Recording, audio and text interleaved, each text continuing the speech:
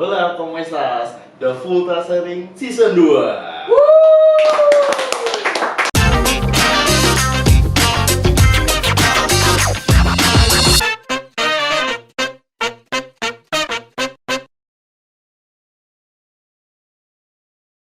Oke, kita kedatangan tamu perempuan cantik dan bertalenta ya guys ya.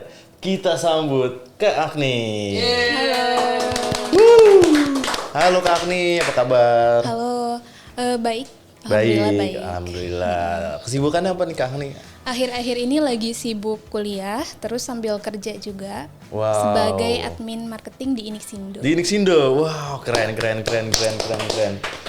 Berkuliah, bekerja itu sangat luar biasa untuk dalam membagi waktunya dan membagi energi yang digunakan juga. Oke, kita langsung mulai pembahasan aja kali. Kita mau bahas apa nih hari ini? Kita hari ini mau membahas terkait public speaking. Public speaking ya? Oke. Oh iya boleh. Aku dengar Kak Agni ini sering ngomong di depan orang banyak, terus juga mudah untuk menyampaikan atau berkomunikasi dengan orang-orang sekitar gitu. Oke, mungkin boleh diceritakan gimana Kak Agni? Kita mulai dari latar belakang terlebih dahulu mungkin ya. Oke. Aku itu berlatar belakang dari seorang yang introvert, kemudian MBTI-nya INFP, dan semisal ada workshop atau webinar itu pasti itu duduknya paling belakang dan kalau bisa ketutupan orang. Kenapanya? Karena dulu itu takut banget untuk ditanya sama orang, kemudian disuruh bicara di depan banyak orang dan pasti nggak keluar kata-katanya. Nah, kemudian lulus sampai akhirnya masuk ke dunia kerja dan ada situasi-situasi yang dalam kata kasarnya memaksa untuk berbicara di depan publik gitu. Nah, mulai dari situlah mempelajari tips-tips public speaking yang baik, belajar secara otodidak gimana sih public speaking itu, kemudian latihan sendiri. Oh, berarti belajar sendiri ya untuk? Betul. Nah, dari situ mulai latihan-latihan sampai ke praktik langsungnya di dunia kerja kayak gitu. Menjadi seorang moderator, kemudian mengisi sebuah workshop, kemudian memberikan materi-materi kepada halayak banyak gitu. Nah, dari situ mulai terlatih dan alhamdulillahnya sekarang itu sudah mulai berani speak up dari yang tadinya diam banget. Diem-diem baik. Iya, diem-diem baik gitu bahasanya. Sampai sekarang yang bersyukurnya bisa gitu. Wow, jadi dari seorang introvert menjadi semi introvert ya bisa dibilang ya? Bisa dibilang kayak gitu. Iya, karena memang untuk seorang introvert tuh pemalu ya salah satu. Betul. Yang menonjol itu pemalu, takutan dan mageran gitu. Oh iya, itu betul banget sih. Maksudnya. Mager dalam hal beraktivitas, gitu, berinteraksi sama orang kayak gitu, bener sih.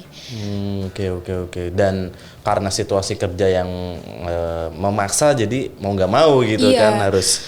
Iya betul. Wow, keren. Memang menurutku public speaking itu salah satu skill yang penting banget di segala industri pekerjaan ya, yang sangat-sangat berguna untuk dimiliki kayak Setuju. gitu. Wow, keren. Jadi apa sih skill-skill yang dibutuhkan untuk sebagai public speaker gitu? Skill yang dibutuhkan sebagai public speaker yang baik. Yang pertama itu ada membuat suatu topik pembicaraan di awal itu menjadi menarik sehingga orang yang mendengarkan kita berbicara itu sudah tertarik dari awal. Skill yang dibutuhkan itu bagaimana sih kita membuat pembukaan yang tidak monoton, yang membuat orang, aku mau mendengarkan ini sampai akhir kayak gitu. Kemudian selain itu skill yang dibutuhkan juga tadi kan pembukaan. Nah, sekarang penutupnya. Kenapa penutup dalam sebuah public speaking itu penting? Pertama, penutup yang baik itu bisa memberikan kesan yang baik untuk pendengar. Betul, setuju. Selain itu, kita juga harus memberikan penutup yang efektif untuk didengar pendengar. Penutup yang powerful itu contohnya kita bisa memberikan kutipan-kutipan dari para ahli, kemudian atau kesimpulan-kesimpulan dari seluruh topik yang sudah kita bicarakan, sehingga membuat orang tersebut yang mendengarkan itu merasa dia mendapatkan insight baru seperti itu. Betul, setuju. Kemudian skill lain adalah memiliki bahasa verbal yang baik. Public speaking tentu saja sangat berhubungan dengan berbicara, komunikasi. Betul, komunikasi. Nah, bahasa verbal yang baik inilah yang juga sangat penting dimiliki oleh seorang public speaker. Kenapa? Karena pemilihan bahasa, bagaimana dia berbicara kepada audiens itu bisa mempengaruhi juga bagaimana tanggapan audiens tersebut kepada si pembicara tersebut. Dan kemudian menampilkan bahasa tubuh yang baik. Kalau misalnya kita berbicara di depan umum menggunakan mic, menggunakan mic itu kan enak. Tangan di sini, kemudian yang tangan satunya bisa kemana saja. Kalau misalnya kita tidak memegang suatu benda, itu kita tangannya mau kayak gimana gitu kan? Apakah seperti ini? Apakah seperti ini gitu kan? Nah, yang saya pelajari dari berbagai sumber, ternyata tangan yang baik ketika berbicara di depan umum tanpa memegang benda adalah seperti ini. Seperti ini. Iya. Jadi ini bebas. Tangan yang kanan mau ke sini enak, yang kiri mau ke sini enak, kayak gitu. Betul. Jadi nggak boleh gini-gini ya? Aduh, itu itu gimana? Iya. Kayak gitu. Wow. Gitu sih. Iya, emang apalagi kalau kita misalkan lagi ngomong sama seseorang terus apalagi lawan bicara kita juga ibaratnya nggak bisa diem ya, kayak gerak-gerak terus, itu kan kayak nggak nyaman gitu ya. Gitu. Jadi emang gestur itu salah satu hal yang penting juga di public speaking. Betul. Oke. Nah, tadi ada artikulasi juga tentang cara menyampaikan bahasa yang verbal gitu. Nah, itu gimana sih cara yang baiknya gitu? Artikulasi itu kan artinya adalah pengucapan kata yang baik dan juga benar ketika didengar sama orang tuh jelas gitu ya. Nah, beberapa tips untuk ini jelas nih. Iya, ini jelas. Kalau nggak jelas nggak bisa. Nah, beberapa tips untuk mendapatkan artikulasi yang baik itu pertama harus relax dulu. Dari diri kitanya harus relax. Oke, kalau nggak relax, itu dijamin bakal belepotan ngomongnya. Setelah relax, suara dan vokal itu hal yang penting untuk menentukan artikulasi yang baik atau tidak. Suara yang lantang, kemudian sikap badan yang tegap, kemudian ada juga tempo berbicara yang perlahan dan juga normal. Itu benar-benar penting dalam kita menyampaikan suatu pesan. Biar pesan itu tersampaikan dengan baik gitu kan, berarti kan harus ada artikulasi yang baik juga. Seperti itu. Nah, tadi itu sedikit tips-tipsnya. Berarti nggak tahu kan ya, jelas kan ya. Nggak tahu. Gitu. Padahal nggak ngomong apa-apaan tadi ya.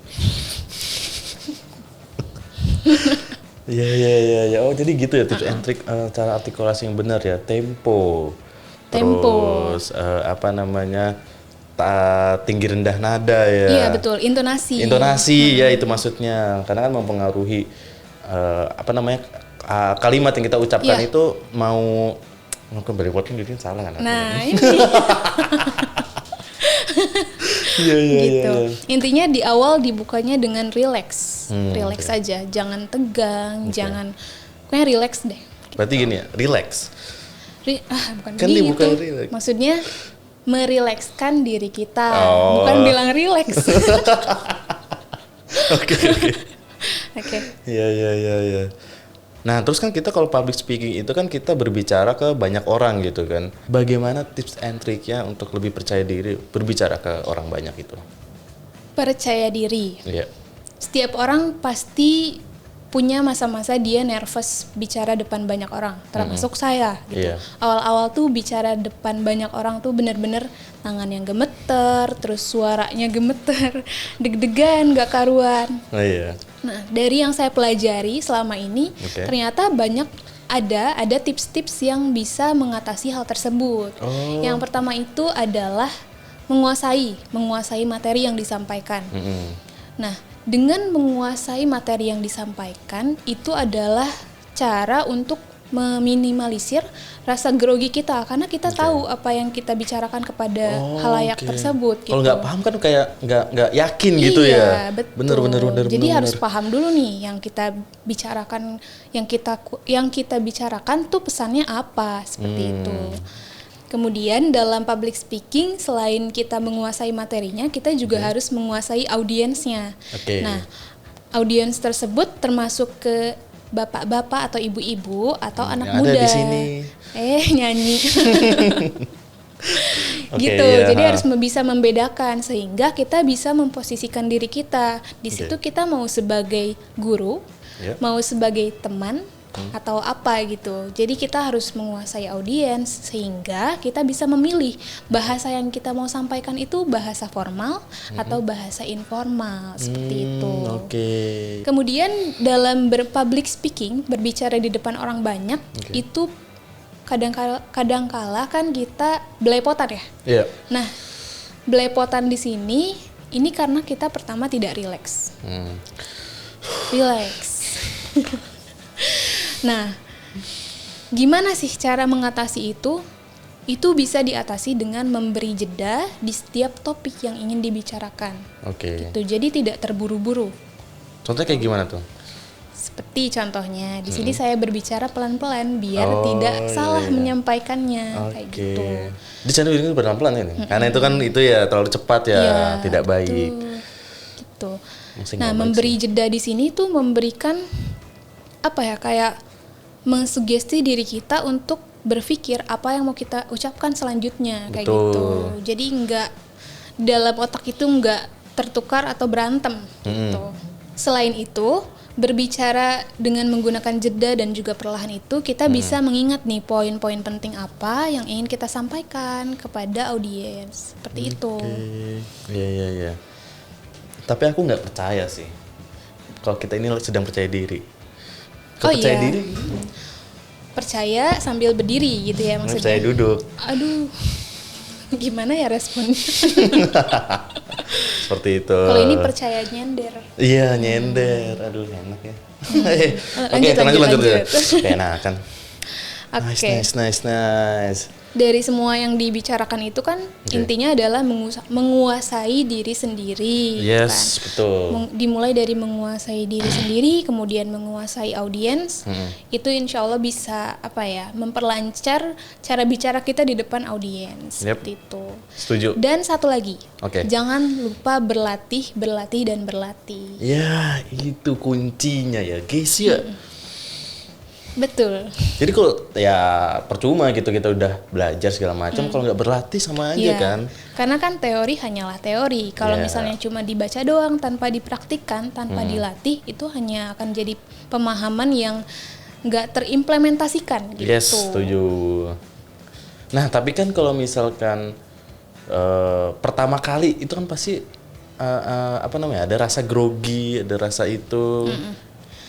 Menurut aku sendiri, pengalaman-pengalaman yang ketika aku berbicara di depan umum dan aku merasa grogi, kemudian deg-degan, tangan gemeter, itu adalah pengalaman yang sangat penting. Karena dari situ ada hal-hal yang bisa diperbaiki. Ya, setuju. Jadi setiap berbicara depan orang, salahnya di sini. Nanti ketika berbicara lagi, diperbaikilah di kedepannya kayak gitu. Yes, karena kita semua itu belajar dari suatu kesalahan. Betul. Kalau kita benar terus ya nggak tahu kita salah di mana gitu kan. Betul. Catat ya guys ya. Catat. Nah, jadi tips dan trik dalam public speaking tuh bagaimana Kak Agni? Tips dan trik. Sebenarnya dari semua topik yang tadi dibicarakan itu adalah isinya tips and trick. Cuma kalau misalnya metode belajar mungkin bisa menggunakan yang saya cari di berbagai sumber itu menggunakan teknik ad-lib speaking. Apaan tuh? Ad-lib speaking itu kayak contohnya ketika kita lihat satu barang, misalnya handphone atau cangkir. Nah, ketika kita lihat barang itu, Cobalah jelaskan barang itu dalam 30 detik. Jangan yang terlalu teknis, kayak apa yang ada di pikiran kita terkait barang itu, kemudian jelaskan selama 30 detik. Itu bisa digunakan tekniknya, belajar setiap hari ataupun diulang-ulang terus untuk memperlancar semua yang tadi sudah aku sampaikan. Kayak gitu. Oke, ya. Jadi misalkan ini ya gelas ya. Jadi, tadi aku sempat lihat-lihat gelas gitu. Terus aku kepikiran, gelas ini berwarna biru, kemudian gelas ini digunakan untuk menampung air, dan gelas ini biasanya digunakan untuk diminum. Oke, berarti gimana public speakingnya? Jadi dites. Iya. Misalnya, Oke, ini adalah sebuah gelas. Gelas ini berbentuk bulat, kemudian berwarna kuning dan dapat digunakan untuk meminum air. Demikian penjelasan terkait cangkir. Nah, kayak gitu. Keren. Oke, jadi thank you banget Kak nih atas sharing-sharing tips and trick terkait public speaking. Jujur aku belajar banyak sih karena aku emang orangnya introvert. Jangan percaya ya guys. Ya, jadi itu ya in people ya guys ya. Ya. Jadi bagaimana untuk memperlancar untuk public speakingnya versi Kak Agni. Betul. Kita di sini sama-sama belajar ya. Jadi aku pun masih belajar tentunya. Jangan lupa untuk like, comment, subscribe, dan share ke teman-teman kalian. Dan jangan lupa tonton teknik setiap hari Rabu dan watching di channel YouTube Inixindo. Saya Arzi. Saya Agni. Dan bye-bye. Saya pilih Inixindo.